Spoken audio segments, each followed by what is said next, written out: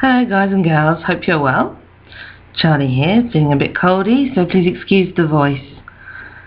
Now, I'm one of those people who believes that we can and will change this world for the better.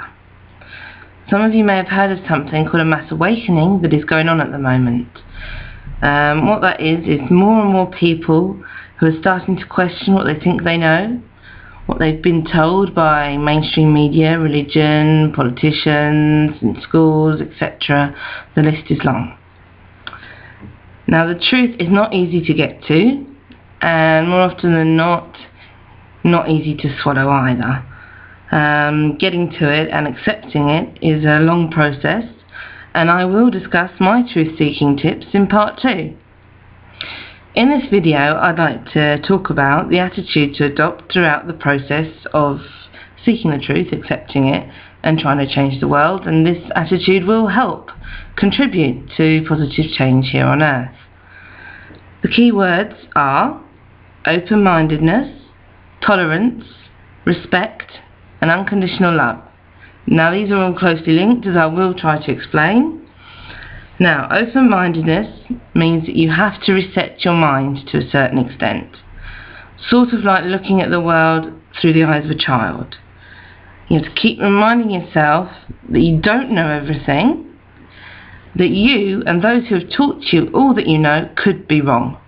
And you've got to tell yourself that all is possible. I'm not saying be gullible.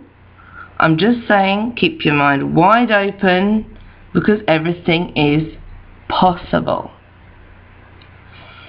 Now, that helps for the second point, respect and tolerance, which are obviously very much linked. Now, nobody has the whole picture, and our different convictions, beliefs and points of view, etc., are just different perspectives of one thing that we call reality. And so one is not more or less valid than the other, just different. And these perspectives, well, they can change, they can evolve with the person, and they often do, especially when you try to keep an open mind. That helps.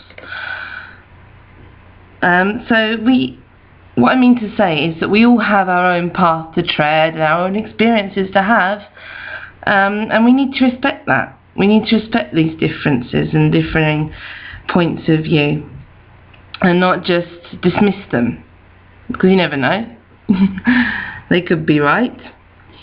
Now we get to unconditional love, and that sounds airy, fairy, and sickly sweet, peace and love. Well, it's not what a lot of people think it is, actually.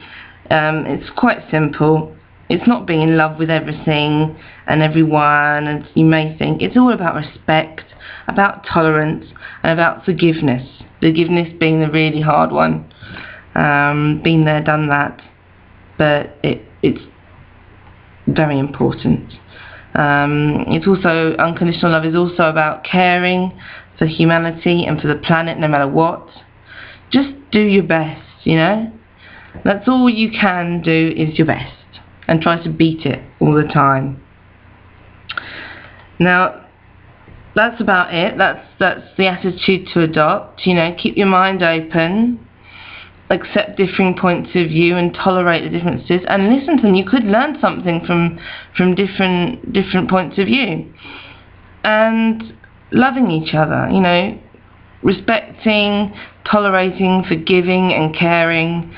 And if you try and keep all that on board, you'll get further, and it's obvious that it will contribute to a better world.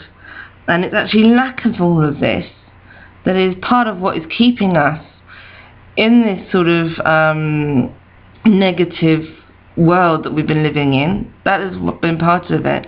And it's also now it's creating disunity amongst the ranks of those who are awake, which is a pity. It really is, because we've all got a common goal, and we should really be focusing on that, and we're getting distracted by our differences, which is silly, really, but there you are. Anyway, so that's food for thought, and so I'll leave you with that. I'll make part 2 as soon as I can. So I'll say thank you for watching, take care, and be good to each other.